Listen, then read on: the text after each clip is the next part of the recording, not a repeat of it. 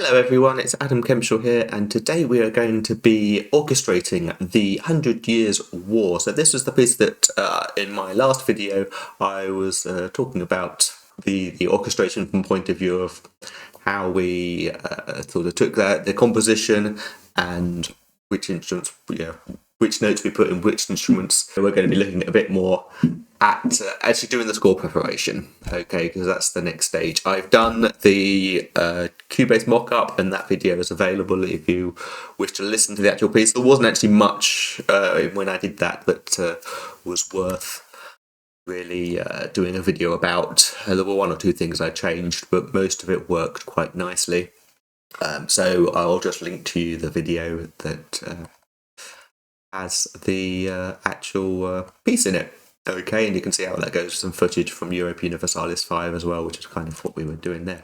Okay, so here we are today in Dorico 6, and what we're going to do is we're going to pretend that we are preparing this piece to be recorded for orchestra. It's probably not going to get recorded by an orchestra unless somebody wants to give me a couple of €1,000 to do that. But I thought it might be useful to see what process we would do if somebody comes to you and says, I need this recorded for orchestra, or you're doing an orchestral recording yourself and you want to see what we're going to do and how we do that.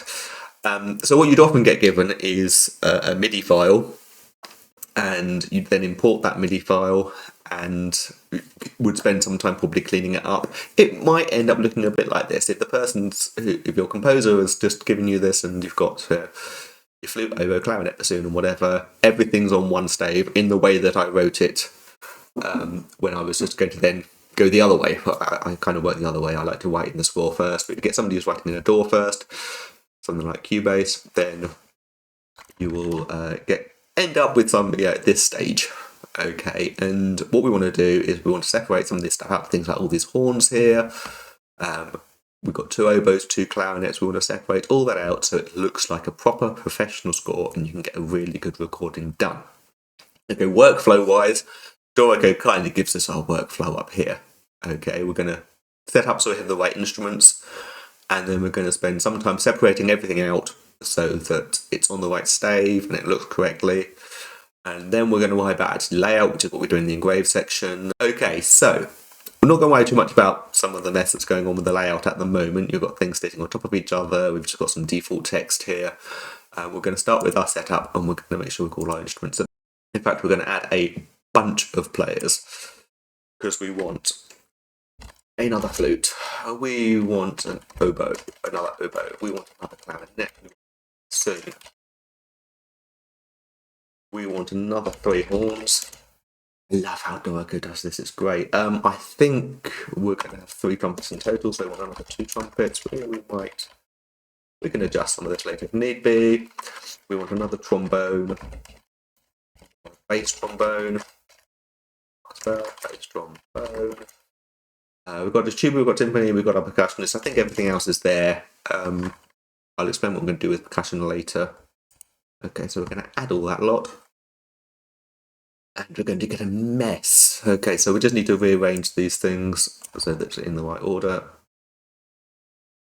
Can we orchestra? There we go. Okay, and then our second flute is also going to play piccolo at some point. Okay, so we'll give our second flautist a piccolo. I don't think I'm doubling any other instruments. I think all the rest is fine. And I think as well, I'm going to look in the layout options at my condensing options straight away. And I can remember where this is. It's players, condensing. Okay, because we don't want that to do that we don't want that to do it like that. We want some custom condensing groups. We want 2 horns. Those 2 horns. And I'm going to put number 2 and 3 together and leave 1 on their own. Okay. That's not changed much at the moment.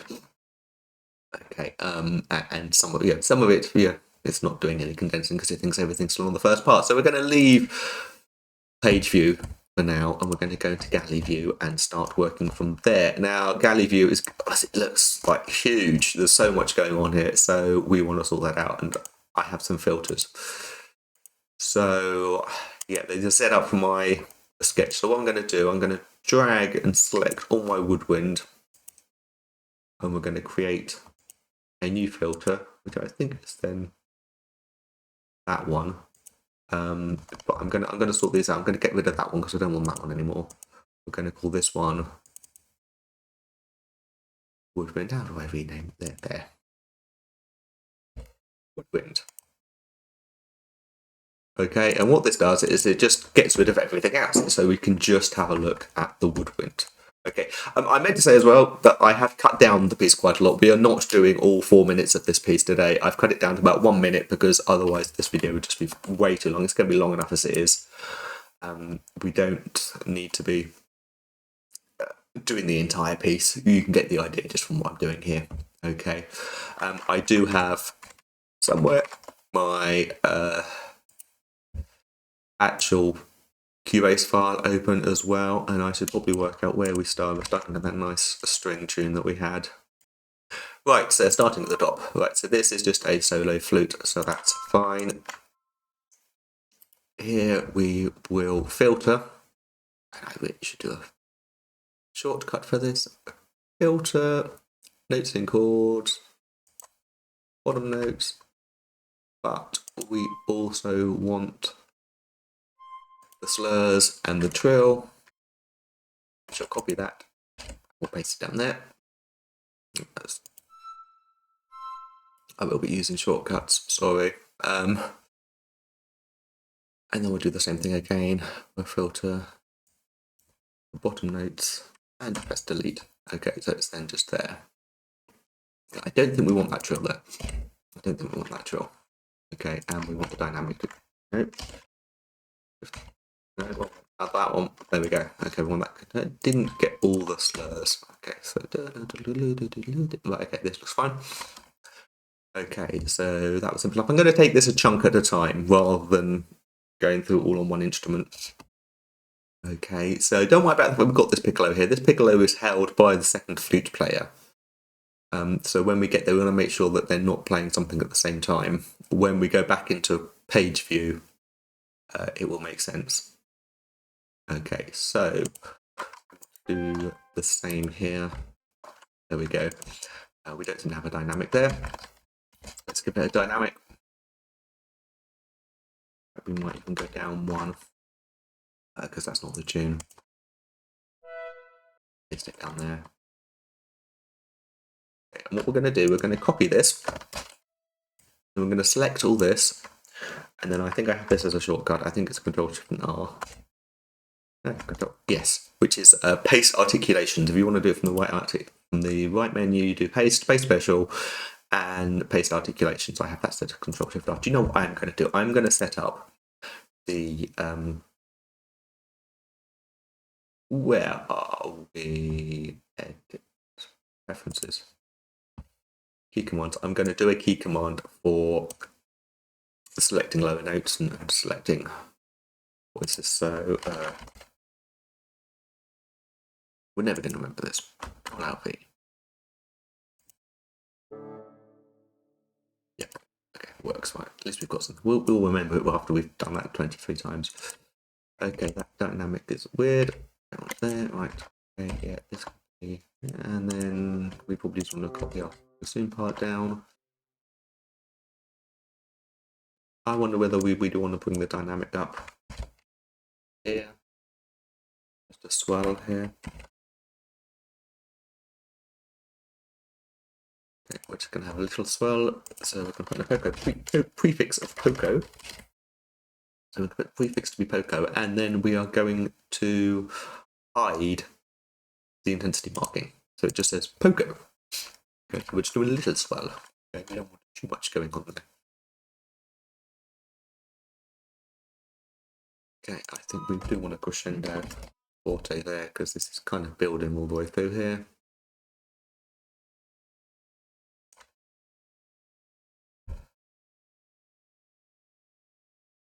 I'm using Shift T to do dynamics. bring up that dialogue. Okay, what we will do at some point is when we do the brass, I'm going to leave this open so that we can check that our dynamics are consistent. Okay, right. Right here we can use one of our new shortcuts. You remember what it was? Yeah. There we go. Right. There we go, and we want those dynamics. That needs an extra dynamic there as well. It's kind of going nowhere.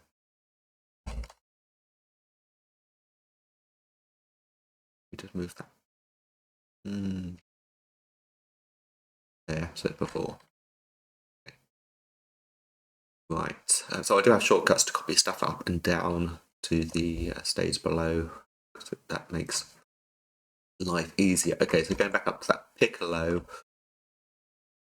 What is now bar 14? Hang on. Project setup 57. No. There we go. Okay, so now that's all lined up here. We could have changed it in Dorico, I suppose, but in simple, right? So yeah, we did do a piccolo run, and the flutes are doing it an octave lower. Okay, so this should be in the piccolo part. So let's just copy and paste that. We don't need a comment anymore. So sometimes we might even change this from the mock-up. I'm going to change this from the mock-up because I want that to be up there. And then we've got it lower down anyway in the oboe, and our clarinet's going squeaky anyway. So remember, piccolo is going to sound an octave higher than what we've got. So yeah, I think I prefer that. Okay, and then I think with the oboes, I'm not going to put this little figure here into the second oboe part. I'm going to just introduce the second oboe here, where we've actually got two oboes. Okay, so I know I did a shortcut, but still. So get rid of that. Paste it there. I think it's probably going. We might want an articulation of some sort here. I'm suddenly having a brain fart about my articulations. Oh, there we go. Right. Go down there as well. No, not both of them, just the one. Thank you.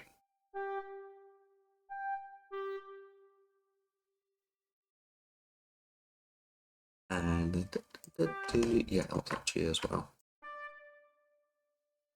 F. F. Okay, then yeah, this will do weird things with the condensing at this point. When we go back and look at it, it's not going to look pretty. Right, I think I'm quite happy. I think we might want. I think this doesn't match up. This goes to loud, and this has gone suddenly piano, but I want. Oh, come on, right. That one. Okay, there we go. Okay, good. Right. So that's looking better already. I'm going to move on, and we're going to look at this section. I'm going to copy the whole thing down. And we're going to filter notes and chords. I don't want. That's weird. Right. Okay. What we're going to do is we are going to move everything to the same voice. Get rid of that. No, not that one. Copy this down again. And then we're going to filter by the bottom notes.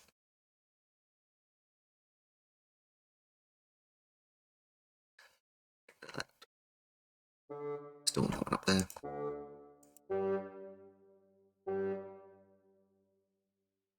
Filter by the top note. Still want that one. Okay, that's separated out our bassoon parts. I think they all want accents. And I think that one, there's lots of accents. Okay. Right, going back to this piccolo part, the piccolo's doing the one at 19, the one at 25.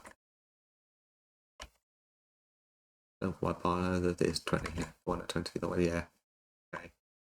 And the flute is as well, and there. Yeah, that's fine. Okay, so let's copy that, put it there.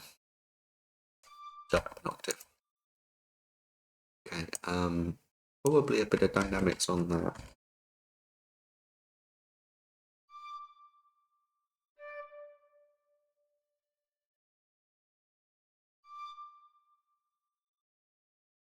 Okay, right. Cool. Right. Oh, well, we lost a note there.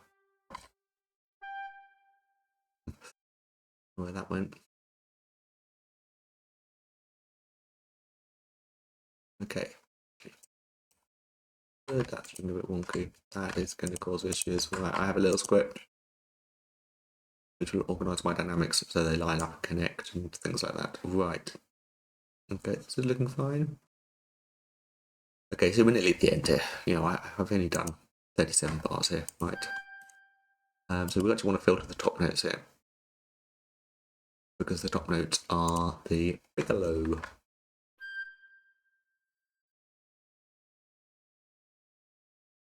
Let's copy that as well.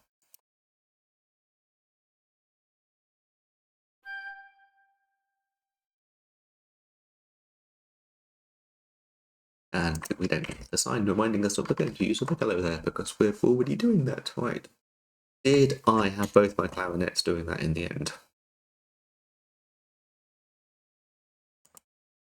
I did my clarinets. This is 17. No, we're looking at 25. Yes, I've stuck that in a ensemble patch, which suggests I wanted them all to do that. Right, that one. Okay, and that's what those. Thanks. Right, we didn't get all our articulation there, did we?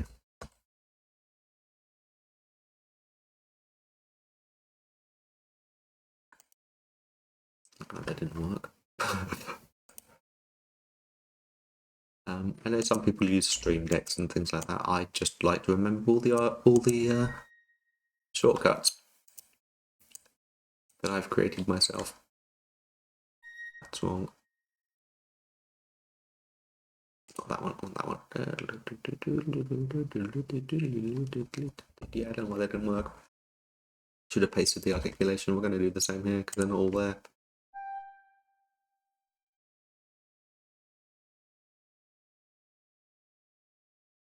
That worked better that time. Okay, right, and then that note's going to go down. No, it's not. Yes, it is. Then that note needs to go down separately. We're going to put everything into the upstem voice, and then our filter again. And then I needed to do what I did already. Already there, now it's there twice. Yay! It's quite useful actually, because it can shift out D for putting everything down, and shift out B for selecting what I want to put down. Okay, but we don't want that one, and we don't want that one. So we can go, right, okay, just the one. Any of them will do, that's it. Okay, on the dynamic down, and I'm pretty sure we want that staccato and accepted. Important slur there that didn't get copied. Yeah, that's fine.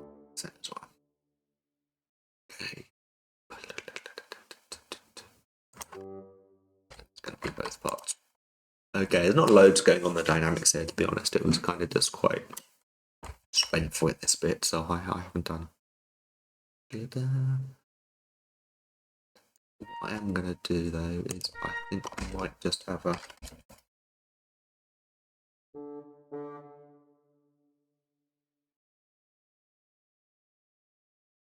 down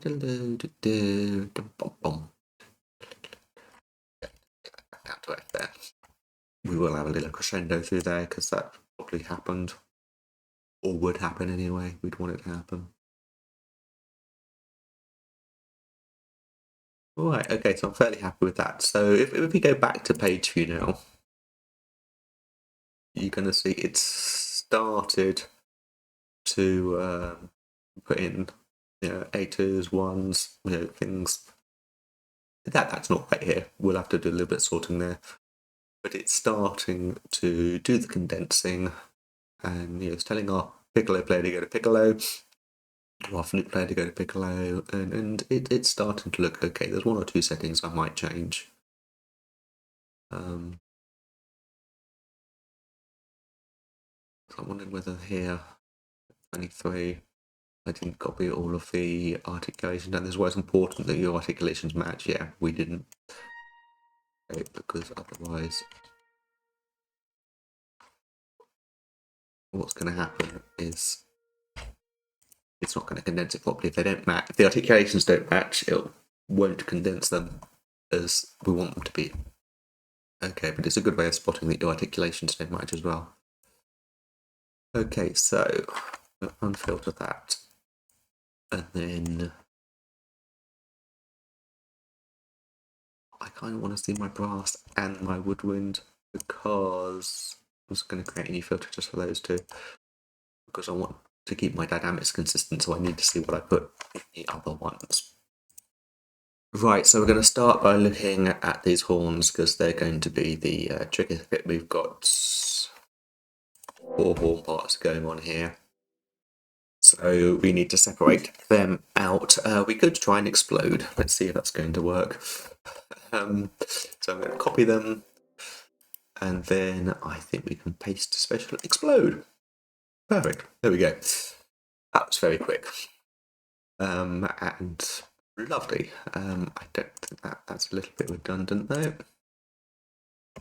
It's my favourite Dorico function, explode, partly because it's called explode. I think that this little idea here could go. Doesn't look great. Right, okay, so what we need, and then have the MF there, which we just deleted, of course. Right, hide intensity marking prefix. Oh god.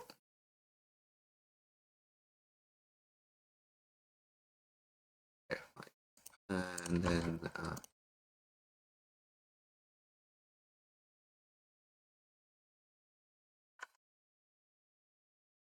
yeah, I think we're holding on that crescendo as well.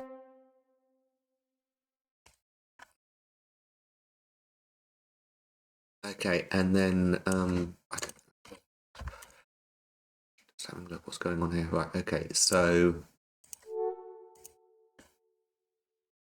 I want to. I wonder whether. Hang on, let's try. Copy that and explode it. There we go. But we probably want that one down there. To get that to exploding is probably what we should have been doing earlier, because that's far quicker. Okay, and then we're doubling our horn parts. I am going to run through and just do all of the horn here.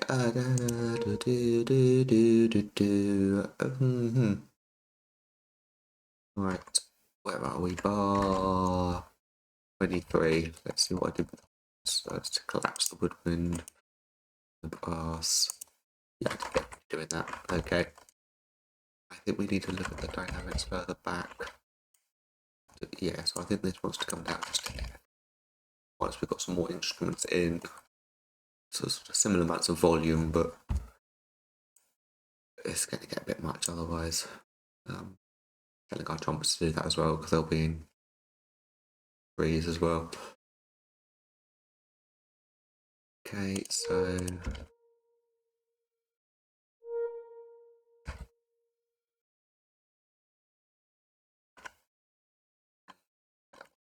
not too many. Again, there's a shortcut just to increase or decrease the dynamics. Yeah. Okay, that's it for a horn part. Right, okay, so I think this is only one trumpet here. It's about bar 5. Yeah, that's a solo.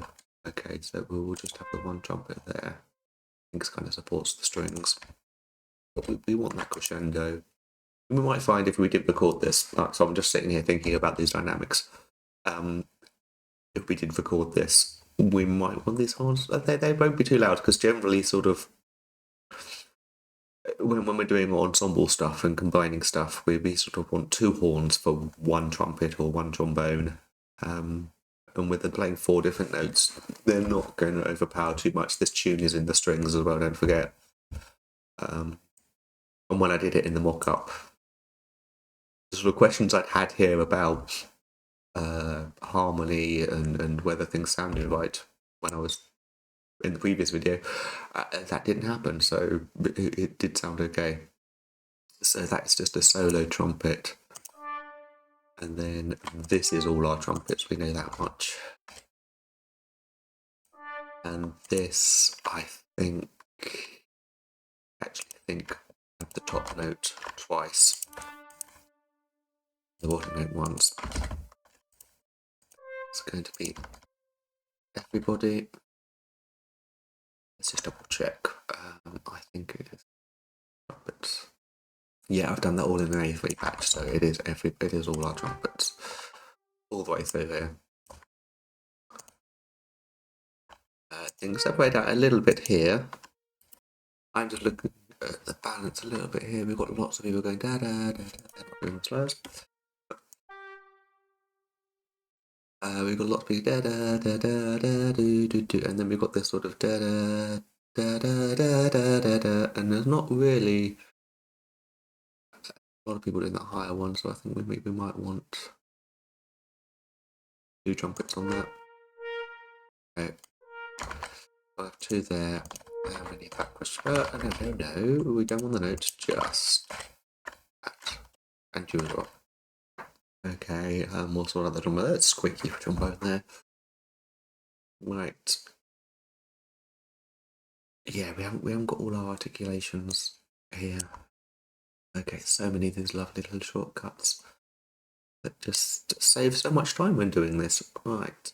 Okay, so that's our trumpets sorted. Trombones, right, that is bass trombone. There we go.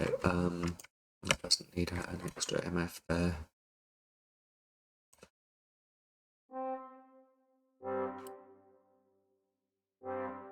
Which will explode. Oh, didn't quite do what we wanted.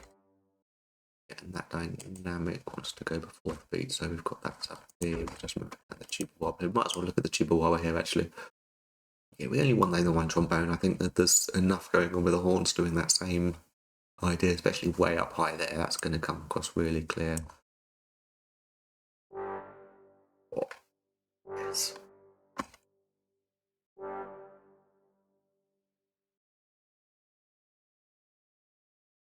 Exploding. That's just pasting. Just going to do this while I'm spending ages, right? Okay. Better. Right, okay, and we lost your FF there. Okay. So let's get you organised.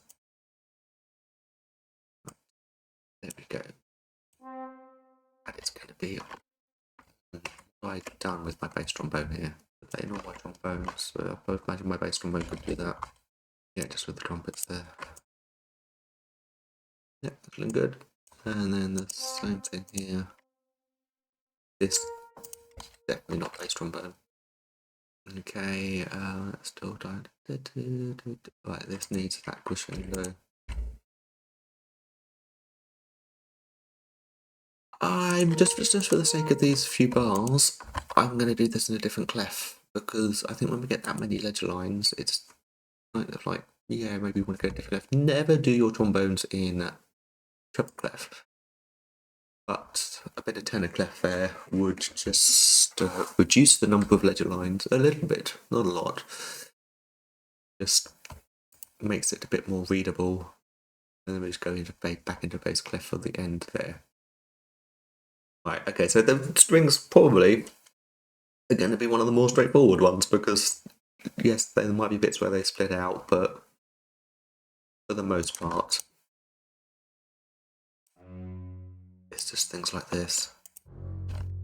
Make sure they match. We do need to just say divisor here.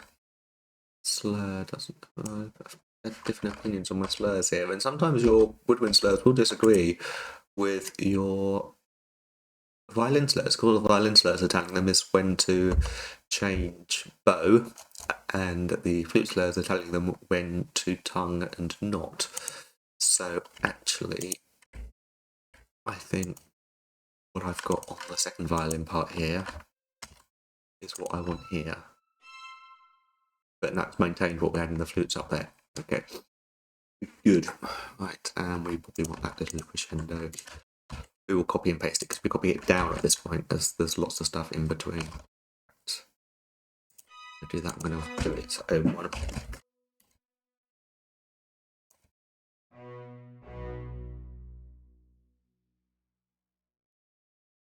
So that only wants to go to there. Okay. That's looking good. Right, okay, so with this bit, I think with this bit before when I was looking at it, I felt it was missing something, but I don't think I actually really added much in the end. I thought it, in fact, I think I even got rid of something. I might have even done that as I was doing. I think I bought the timpani in a bit later so that we just had the percussion here. And then the timpani came in because I thought actually with the timpani coming in too early, it sounded like we needed something else.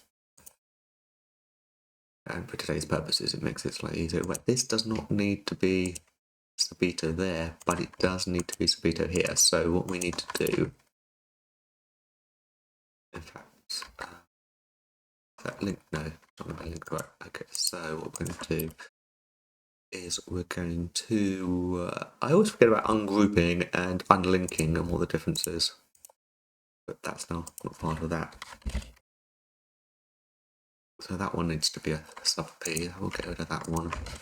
Copy that down so they are still linked. Yeah. Okay, we don't need to say subito piano to our higher strings because they haven't been playing before then, so they're not suddenly going piano. We also need a forte on there. Yeah, and that needs to go before. Okay, yeah, I think they're probably right. Right, we did need to tell this lot to play unison here. Because they were divisi. I've just thought of that because this lot are now divisi. Dorico in this way, I'm just doing this as text because Dorico doesn't really do this automatically. You notice that? Yeah, right. That dynamic needs to push across to there. Yes, we're doing that fortissimo, and then we're going down to forte here. That's fine. Yeah, well, it looks like we've got all that articulation still going on in the right place. Just scanning through here to check everything looks okay. We've got some divisi going on in the cello. And this needs to be unison. It's to be divisi here.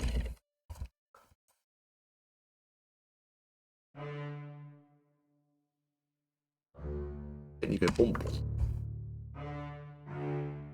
You're going to go boom. This is right. This is change voice, up stem voice. Thank you. Now what we've got the issue here is we've got a very short bit of unison and then it's dividing again. So we can do what we did here. I'm going to do in the first violins. But I'm wondering here whether we just copy it, paste into the downstem voice. So it's just got two stems on it. Always go for what's simple. You know, try and keep things simple. Try and keep things clear. The less, I want to say the less we write on the page, the better. But that's not the case. We want to be efficient with what we write. We don't want to write more than we need to, but we don't want to write too little. So we need to tell them to be unison here. Otherwise, we might get the question: well, is this just the verse? What's happened here? Are we doing this bit as double stops? You know, we don't want those questions. We want to make it clear.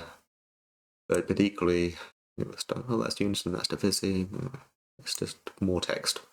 More text that we have to rearrange later when we do the parts. Oh, I see, yes.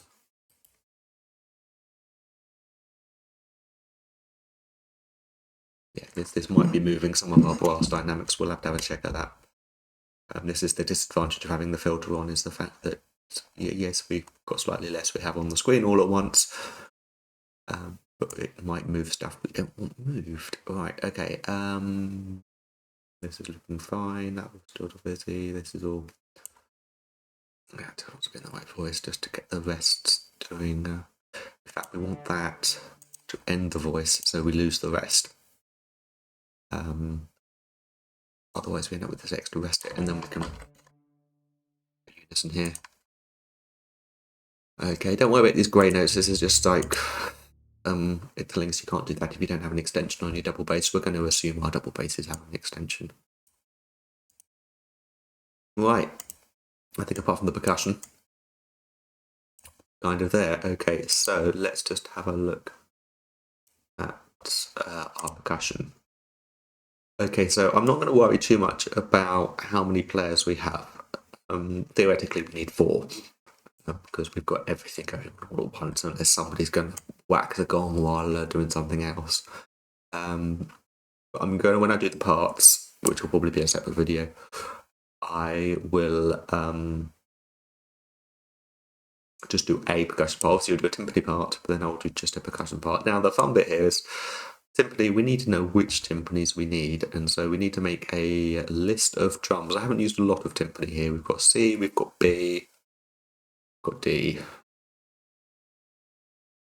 Okay, so let's just do a little bit of text. We've got B, C, D. Start off with B, C, D, and G. We've got a low D. Okay. So, like a timpani player might work this out on their own. It wouldn't be unusual to have 5 temps. So we've got D, G, B, C, and D, and we'll assume our timpani player has. We assume our timpani player is going to work this out. That's a low D and that's a high D. Okay, we're doing them in order from low to high. And I think that's fine. There is some time if they wanted to, if you wanted to do some changes, if it was, you know, if that doesn't work for them, they could change. Certainly we need C, D, and G together. B is only used once here. Well, we could make life much simpler. Get rid of that one. And we only need 4. Okay, and we know that we have 4. And I think that's all that's needed. Okay, I often see with people doing timpani writing where they kind of turn it into like it's doubling the bass line, and that's really not what timpani are there for. Do not do that with your timpani. Right, I do want to have a look at some of these other dynamics, so I'm just going to get everything going again. Because I think this sort of poker thing needs to be happening here. We might want to specify the type of beat that we want to use for our bass drum.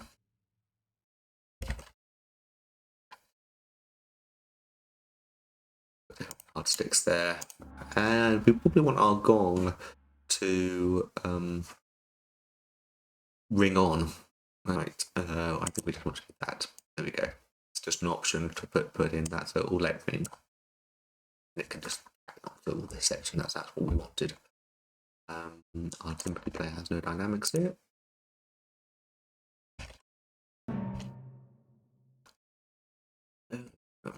I'm wondering, do we want this to carry on? And then everything kind of grows out of it. I think yes. I think so. This is probably going to be a subito. Mezzo piano. Well, we're kind of there with this first stage, I think. Okay, and then I don't think it's faded out. I think this is just sort of. Oh, so why are they F? They're still F.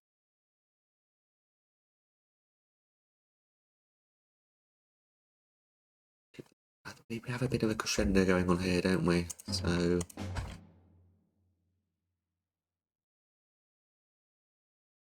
that there. Go back down to say there, and the strings are going to need that crescendo as well. Now we're seeing it.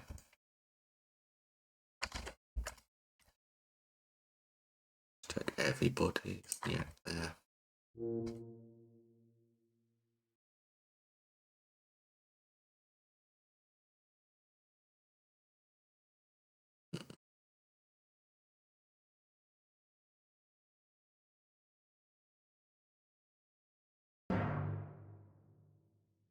Just to remind our timpani player that it would just be loud. They'll probably put a bit of a crescendo on that anyway, I would think, but it's kind of coming in at a loud point anyway. Sort of wanting to drop back a little bit just as that comes in.